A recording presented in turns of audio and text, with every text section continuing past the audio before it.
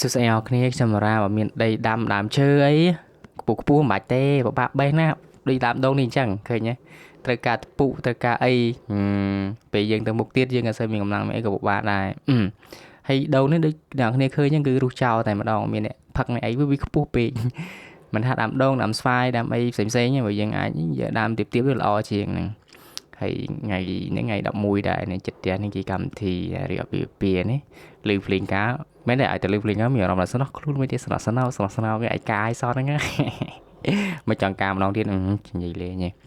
ដែលពុនដែលយើងសំខាន់គេគឺចេះយល់ចិត្តគ្នាការចេះយល់ចិត្តគ្នាគឺល្អហ្នឹងស្រឡាញ់វាស្រឡាញ់ហើយហើយមួយទៀតនេះស្វាយនេះឃើញស្វាយនេះទំនើងអ្នកគ្នាហើយថតនេះថតម្ដងយកតែហ្មងរដងថតពី3ដងដោយសារអីអត់ឃើញមុខហ្នឹងមុខរៀងគេហៅបាំងវាត្រូវពន្លឺព្រះអាទិត្យហើយមុខវាសង្ហាដែរអញ្ចឹងនិយាយអីចង់យកស្វាយហ្នឹងមើលសាច់វាដែលវាឈ្ងុយប៉ុណ្ណាស្វាយជូរទេហ្នឹងហើយស្វាយនឹងជូរទេ